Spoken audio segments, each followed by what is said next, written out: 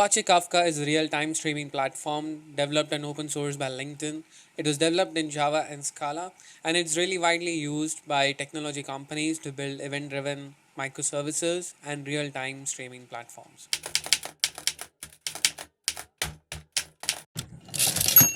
So Kafka has a concept of producers and consumers. Now Kafka has something called as a broker. A broker is really the Kafka server. By default it runs on port 9092, and within the Kafka server you have multiple topics. Now each topic has a producer and a consumer. If you can see, we have producer 1 and producer 2 which are writing to topic A, and producer 2 writing to topic B, and then there are three consumers reading from topics A and B. There are no consumers for topic C and D in this diagram, but you can have as many consumers as you'd like for a topic, and some topics may not have any consumers, which means that you would only write to that topic but not read from it. Now Kafka works in a distributed processing manner. What that means is that there are one or more Kafka brokers usually running in a cluster, and there is something like a Zookeeper that takes care of managing these different nodes or different brokers within the cluster. A producer in Kafka is nothing but a service that writes messages to the broker. Assume this Kafka broker which has a topic called users, and there is a producer that is writing to this topic users, and the messages could be in any form. It could be a JSON object, or it could be normal strings, or any kind of data that you would want to write to the topic. Now all the connections between the producers as well as the consumers with the broker are two-way, meaning they can write and read from the broker. We'll see how that works in a bit. In this case, the producer has published a message called John Doe to the topic, and as you can see, that gets added to the user's topic. As producers keep writing to the topics, these topics keep getting appended to an append only commit log, which means it keeps appending. You cannot remove those messages from the start or the end. It just keeps adding one after the other, and they're always indexed from position 0. And in Kafka, the beautiful thing is that you don't need to know where the message lies. You just consume these messages in a sequential manner as they were written to the topic. Now, when the producer keeps writing messages, they keep adding one after the other. This is what I mean by an append-only commit log. And as you produce messages to a topic, you also need a consumer. So here we have a consumer that is consuming from the topic users. As you can see, it is consuming one message at a time. So it will first consume John Doe, which is the first message, and then it would consume Ed Murphy. Now there are different ways in which a consumer is set up. You can consume messages right from the start or only from the point when the consumer joins. Now in distributed systems, when your database grows too large, you try to partition it, right? You try to create shards, you try to create partitions. What that means is that you have these logical groupings of data. For example, in this case, we have created two partitions for the user's topic. As the user's topic grows, it would be helpful to have multiple partitions, so they are all handled separately. Partition 1 handles everything from A to M, and partition 2 stores everything from N to Z. So now what this means is that when the producer is writing to the topic, it needs to know which partition to write to. In this case, if I'm writing Zach, I need to know that I need to write to partition 2, because this is how the partition is supposed to handle. So when the producer is producing the message Zach to the user's topic, it needs to know which partition to write to, because these are partitions created logically outside the broker. Now Kafka also comes with inbuilt mechanism to handle partitions, where you can use some simple algorithms like round robin. So you don't need to know which partition to write to. You can simply keep producing the messages, and the Kafka broker will handle writing to the right partition. Same way, the consumer needs to consume from one of the partitions, and the consumes from a partition at a given position. When the producer writes or produces a message to the partition, it gets the current position back, meaning the position at which the producer has written the message. This is basically how you create partitions in Kafka. What this means is that Kafka supports distributed computing out of the box. You have ways to create and manage partitions, and with something like Zookeeper, you don't need to know which a partition to write to or which partition to consume from. All the producers and consumers that participate with the broker, they are all managed by Zookeeper or an alternative of Zookeeper. to make sure that the messages are equally distributed across all the different partitions, and the consumers are taking up equal amounts of load depending on how we have configured them. Now, Kafka works basically in two ways. There is a queue mode and there is a pub sub mode. A queue mode means one message is only consumed once, and pub sub means a message is consumed multiple times. Now, Kafka, being a broker, supports both. Unlike RabbitMQ, which started as a queue, Rabbit messaging queue, but they later tried to support PubSub, and it got very messy. But Kafka did it very brilliantly, and they did it using consumer groups. So, consumer groups is an important topic to understand if you want to understand how Kafka really works, how producers and consumers work in queue and PubSub manner. But this is also the most confusing topic within Kafka. I'll try my best to make it simplified so you understand. Now, within Kafka, as you can see, we have these partitions and we have consumer groups. Now, each consumer can be added to a consumer group. Now, every time you add a consumer to the consumer group, the group rebalances itself to make sure that all the consumers get equal load. Now, consider this case where you only have one consumer in the consumer group and there are two partitions. What this means is that consumer 1 would be responsible for both the partitions. It means this will have to do a lot more work to keep up with all the messages flowing in all the partitions, and it would be the only consumer handling all the load throughout the topic. But if you add another consumer to the consumer group, the group will auto balance and make sure that each consumer is consuming equal amount of data, meaning in our case with two partitions, consumer 1 will consume one partition and consumer 2 would consume the other partition. But now you would ask yourself, what happens if there is a third consumer added with just two partitions? In that case, this consumer will have nothing to consume, because within the same consumer group, you can only divide the partition equally amongst all consumers, and anything that does not have a partition, they're not going to consume anything. That consumer won't consume anything. So if there were three partitions, then the consumer 3 would have something to consume.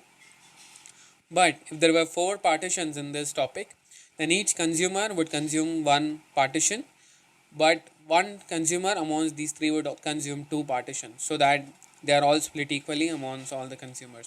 Basically, this consumer groups make sure that all the consumers are able to equally take up the load that is within the topic. This is how you create a queue mechanism. Basically, every consumer in the consumer group will only consume the message once, not more than that. What that means is this: if this John message has been consumed, it won't be consumed again by any other consumer within this consumer group, no matter when that consumer joins. But if you want to build a pub sub mechanism, what you do is basically you create another consumer group.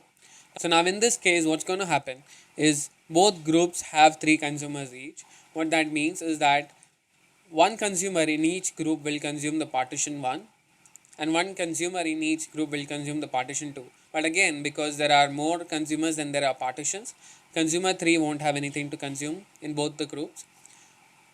But in this case, what we have is a pub sub mechanism at our hands. Basically, anytime there is a message returned to partition 1, it would be consumed by consumer group 1 as well as consumer group 2. In other words, a consumer group is really what consumes the messages from the topic, and within the consumer group there are these processes which are consumers itself, where the actual processing would happen. So the consumer group consumes the message and it passes on to the process which is the consumer. So if you want pubs up, you would need multiple consumer groups, but if you want a queue mechanism, you would have a single consumer group. Once we get into the code, it would be much more clearer, because we'll look at example code and we'll see how you can create a pub sub mechanism versus a queue mechanism. So now, when would you need queue versus when would you need pub sub? Imagine you have an application where an event is created that is to be processed by a single service. For example, there is a service in YouTube that handles copyright infringement, right? There is a service when a user uploads a video, this service makes sure that this video does not have any copyright material. Now, you don't need too many instances of the service to do the same job, right? But there might be multiple services which do different things. For example, there might be a copyright infringement service. There might be a caption service that would generate the captions. There might be a service that compresses the video. All all of these different services want to consume the same message. In this case, the message is the video itself uploaded by the user. So all these three different services that I talked about would be in three different consumer groups. So they can consume the same message at the same time while doing different things.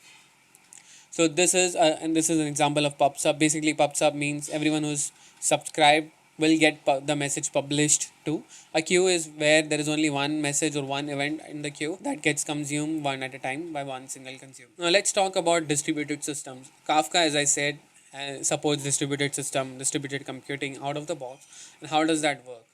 So basically, with distributed systems, you have multiple instances of the broker running. You have a Kafka broker that is running on the default port 9092. There's another broker that is running on the port 9093. Now, one of these brokers would be the leader. In this case, the first broker is the leader and this is the follower. What this means is all the messages are written to the broker, which is the leader, and then they are copied onto the follower brokers. This is to make sure that there's redundancy, there's nothing that gets lost. Now we can also configure it in a way where one broker is responsible for being the leader of one partition, where the other broker is the reader of the second partition. Now managing all of that can get very complicated, right? Who decides who the leader is? Who decides who to follow? What if there is a third broker that joins in? How does that broker know who is the leader and whether it's a follower or the leader itself, right? That's where something like Zookeeper comes in. Apache Zookeeper is another program that you use to manage all of this. Now, earlier, some years back, Apache Zookeeper was mandatory to use Kafka. Without that, you cannot set up a Kafka cluster, even if you just need one node or just one broker.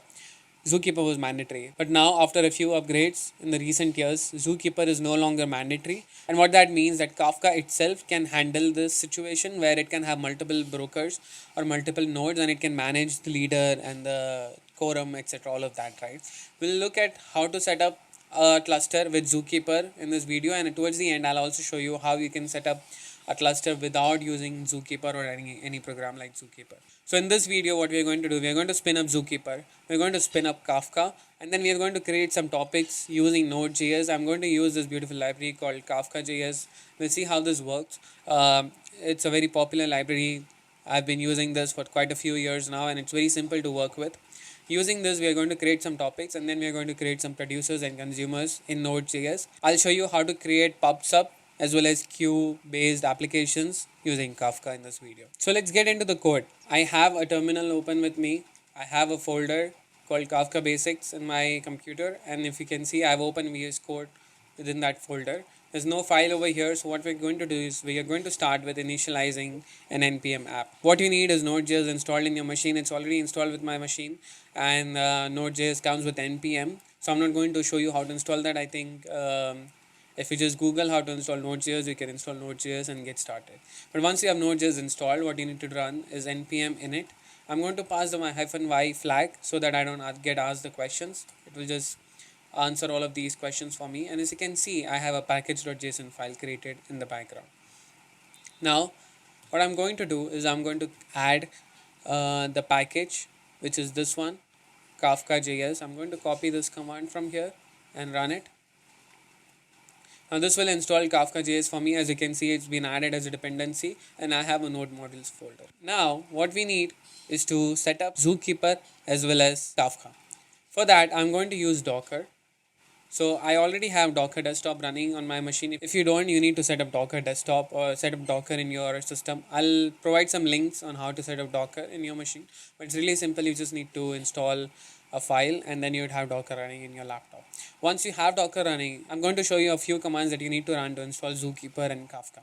Now the reason I'm using Docker is because it provides a very easy and clean way to install applications or run services on your laptop without actually making anything permanent. So tomorrow if something goes wrong and if I want to delete all these services that I'm installing, then I can quickly clean up my Docker environment. I don't need to worry about uninstalling and removing all the files from my machine.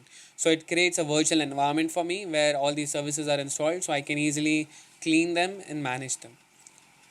So now the command you need to install Zookeeper goes like this. So you need to say docker run. Now I'm going to give it a name. This is the name of the container So I'm going to call it Zookeeper. This is where you will see I already have a container running called angry something. I'm going to get a new container here called Zookeeper. And what I'm going to do is I'm going to expose a port from within the container outside to my local machine. The port that Zookeeper runs by default is 2181. So I'm going to expose the same port 2181 outside the Docker image as well. And finally, this is the name of the image. I'm going to use the image called Zookeeper. Don't worry, I'm going to put all these commands in the description of the video or in the readme file where I published this code, so you can copy these commands, but I'm just typing them out here so it's very easy for you to understand and I can explain everything that goes on. So just to summarize, we are using docker run to run this image called Zookeeper. We're going to name the container Zookeeper as well, and then we are exposing the port 2181 outside so we could connect to the Zookeeper service that is running within the Docker environment. Now, once I hit enter, if you don't have the image locally, it's going to download the image first and then it's going to run this command. In my case, since I already did this, I have the image locally, so it skipped the downloading part, and as you can see, Docker is already running. Zookeeper is already running. Now I'm going to open one more terminal and I'm going to run Kafka over here. To run Kafka, it's a little more complex. You need to keep in mind a few more parameters. But the command is similar. What you do is docker run. You give the name of the container, in this case Kafka. And like I said, the port that Kafka runs on by default is 9092. So I'm going to configure that port. I'm going to expose it outside the environment, outside the Docker environment. Now you need to set up a bunch of environment variables as well. So the first environment variable that we need to set up is the Zookeeper address. So the variable is Kafka Zookeeper connect, and this is where I'm going to set up the Zookeeper endpoint. Now to do that, I'm going to use my IP address. So I'm just quickly going to grab my local IP address by running this command.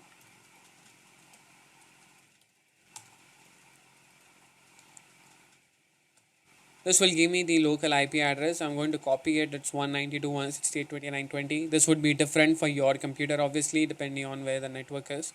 So once you connect to your network, Wi-Fi or Ethernet cable, you would have an IP address that would be local within your network. You need to use that local IP. So I'm going to paste that, and I'm going to paste the port which is 2181. That is where we have Zookeeper running. The next environment variable we need is Kafka advertised listeners, and this is again going to be, now this is going to be similar to how you use HTTP. In Kafka terminology, it's going to be plain text. So I'm going to use plain text communication to keep it simple in this video, but it would be plain text : and the IP address of my machine followed by the port on which Kafka is running. The reason we need to provide this is to let Kafka, the broker, know which broker or which IP addresses have been allowed to take on connections, to accept connections from clients. Because in distributed computing, when you have multiple brokers and you don't want all the brokers to consume or take on connections, you can use this environment variable. But in our case, we only have one broker, so we're just going to use the IP address of the broker that we are going to set up. Finally, we need one more environment variable. Now, since we only have one node in our cluster, we need to set something called as the offsets topic replication factor equal to 1. What that means is that it will only replicate the events, the topics once, because we only have one single node in our cluster. So the name of the environment variable is Kafka offsets topic replication factor, and we'll set it to 1. Finally, we need the name of the image. Now, the image hosted under this company Confluent Inc., which is maintaining this Kafka repository, and it's called Confluent Inc. /cp-kafka. Now, I'm going to run this command. Alright, so now if you can see, we have Kafka running over here and it's connected to the Zookeeper service that is running on the side. Now let's get into the code and try to build some topics and make some producers and consumers write to these topics. So what I'm going to do, I'm going to create a new file called topic.js. Okay, and now I'm going to head over to npmjs.com to look at the documentation for this Kafka.js package.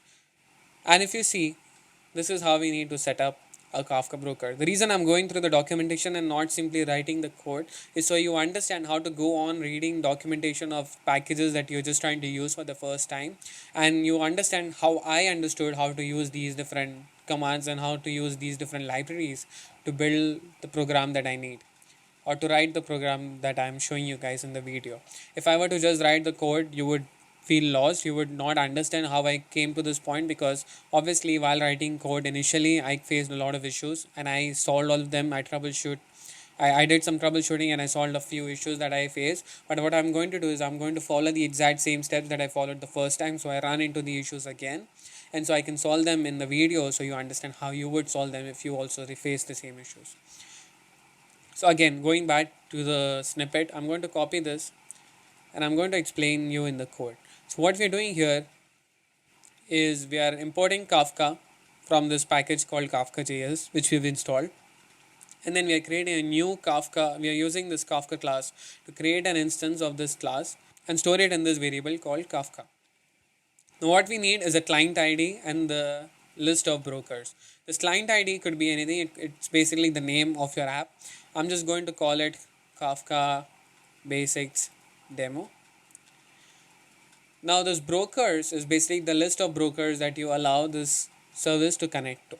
In my case, we only have one broker, so I'm going to remove this item from the array. But the reason it's an array is because you can set up multiple brokers and it can consume from all these different brokers at the same time, or it can connect to different brokers at the same time. Here I'm going to use my IP address again. I'm just going to copy it from the terminal again, and the port remains 9092.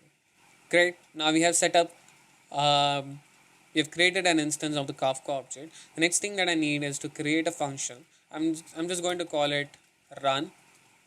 I'm going to make it an async function, and at the end of this at the end of the file I'm going to call this function run, and in case of an error I'm just going to pass console.error. Now in this function what I want to do is create a new topic called users. Now to create topics, what you need to do is connect to Kafka in an admin mode. So what you have is kafka.admin. Now if you see, this returns an object called admin, so I'm going to store it in a variable called admin, or rather a constant called admin, and then I'm going to run admin.connect. Now if you see, this returns a promise, so I need to await it. Alright, so now that I have the admin connection established with the broker, what I want to do is now admin dot create topics. The reason it's called topics is because it can create multiple topics in the same command, but I'm going to just create one topic. Now it takes an options object, so I'm going to pass an object, and the most important thing this object needs is the list of topics. Now if you see, this topic is an object. What this contains is the name of the topic itself. I'm going to call it users, and finally I need one more field, which is the number of partitions. Now this is, if you remember, we create partitions for distributed computing. We can have multiple partitions in the topic, and the producer will write to one of these partitions and the consumers would consume from different topics. I'm just going to create two partitions in this demo right now, but remember, Kafka does not provide you a way to modify this number of partitions that you create after the topic has been created. So you need to make sure that you create sufficient partitions. Usually in my production applications I create 10 partitions, just to make sure that I can scale enough when I have enough load on my server. But in this video I'm just going to create two partitions. That's it. And if you see, this also returns a promise. I'm going to await it, and this returns a boolean whether the topic was created. So I'm just going to store it in a variable called topic created, and I'm just going to print something here, topic users created, and just print this variable. Let's save it. So to run this program, I'm going to say node and the name of the file, which is topic.js, and as soon as I press enter, this is going to create the topics for me. Alright, so if you see, it created the topic users and it has printed true. Now what I forgot to do is close the connection. So the way to do that is say await admin dot disconnect.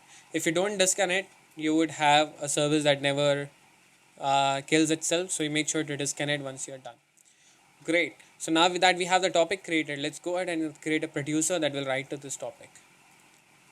So I'm going to create a file called producer.js. I'm going to copy this code and paste it here because all of this code is going to be the same. Now again I'm going to create a function called run, which would be an async function.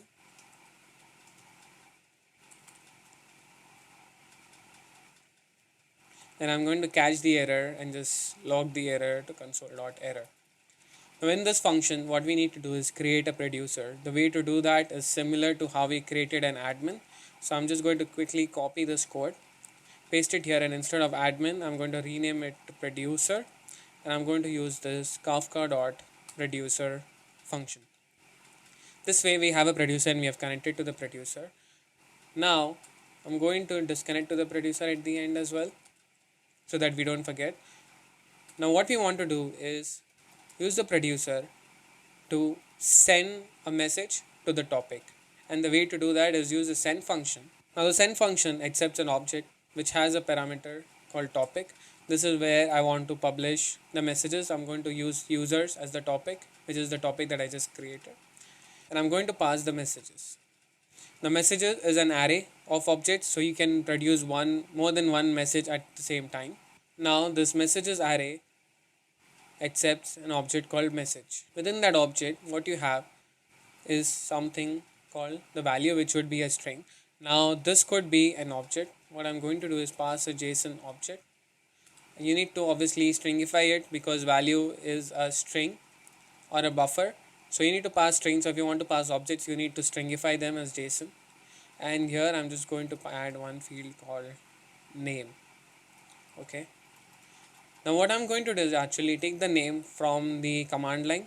So the way to do that is use process.argv, and I'm going to take the value that is at the second index, because when we run the command, if I run node producer.js, node is what would have at index 0, producer.js, which is the name of the program, would be at index 1, and anything after that would be at index 2, 3 and 4 and so on. So if I pass the name over here, which is Tilesh, and I would get this through the second index under process.argv. So I can use this name now and pass it over here instead of hard coding the value. This is just some simple trick to make sure that we can create unique messages within the topic using the command line itself. I'm going to save it. Now if you see, send also returns a promise with some metadata. I'm going to store it in a variable called result. I'm going to await it, and then finally I'm going to just console log the message. New message produced. Oops. And the result. Alright, now let's try to run this command to see what happens. So as soon as I hit enter, you see it's connected to the broker, and then it produced a message, and if you can see, it has the partition on which the message was produced. So if you remember, I did not pass the partition in where I want to produce this message, but the way to do that is within the message itself you set the partition. If I set it to 1, it will always produce the message to the first partition. But in my case, I don't want to decide which partition to go to. I would let Kafka decide where to produce my message to which partition. And by default, it's going to use round robin method to produce these messages. So first it will produce to partition 1, and then partition 2, and then again partition 1, and then 2. Basically, it would be partition 1 and 0 because it uses 0 based indexing. So partition 1 is where the message got produced now. If I try again, I'm going to say John. Now this would be produced to partition 0. So first to partition 1 and then to partition 0. And the base offset is where within the partition that message lies. So offset starts from 0. So if I do this again, it will produce to partition 1 at offset 1. So let's try that. John, I'm going to use Eric. Yeah, so partition 1 and base offset is 1. Alright, so now that we have produced some messages to the topic, let's try to build a consumer and consume these messages. To do that, I'm going to create a file called consumers. Again, I'm going to copy this code as it is. Now I don't need a name over here, but what I can use is a group ID, and we'll see how to use this in a while. So again, let's quickly create a function, make this async, and then I'm going to run this function and throw errors. So if there's an error, I'm going to log it console.error. Alright, awesome. So now what we want to do is create a consumer. So again, I'm going to copy this piece of code. It's going to be the same.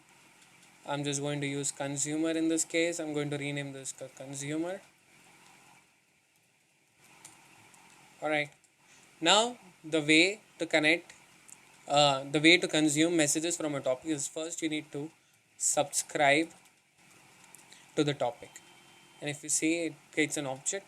The object is the name of the topic, in this case users, and then there is a property called from beginning, and it could be a boolean. If you set it to true, it will consume all the messages from beginning that were not consumed by any consumer within that group ID, and we'll see how that works shortly. But if you set it to false, then it will only consume messages that are produced after the point the consumer joins the broker. Finally, what we need is consumer.run. We're going to await it, and what this contains is something called each message, which would be a function, and this function would basically have a partition and the message. And you can also have the topic over here. So if you have the consumer consuming on multiple topics, you can use the topic field to understand which topic this message was produced to, and then you can decide what to do with that message.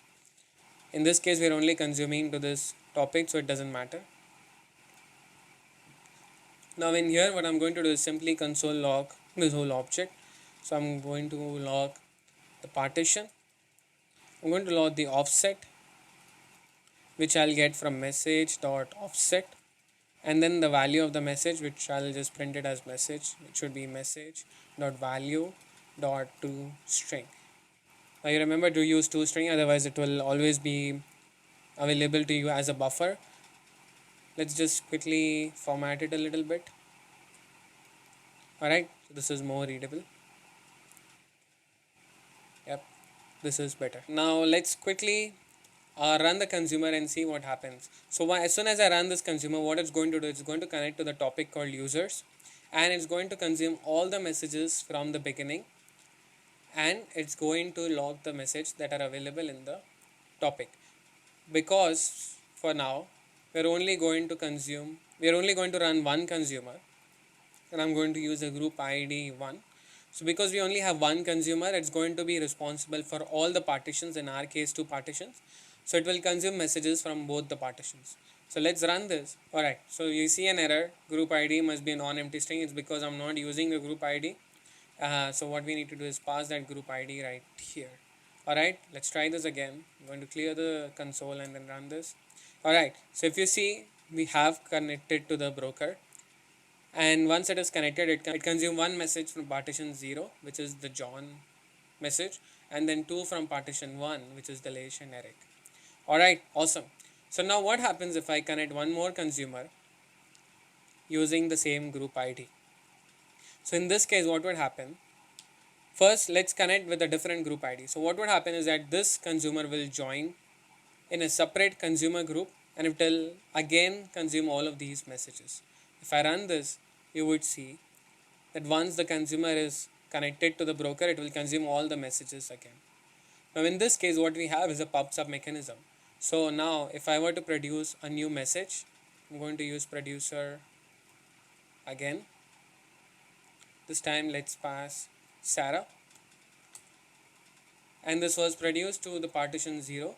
And if I go back to the consumers, you will see both the consumers have consumed the message Sarah. So what this means is that we have 2 consumers in group 2 and only 1 consumer in group 1. So all the messages that I'm producing now would, for the group 1, there's only 1 consumer, so it's going to consume messages from both partitions. But consumer 1 and consumer 2 in group 2 will both be responsible for one partition each. So now let's go back to the producer and produce some more messages. Let's produce a message called Tracy,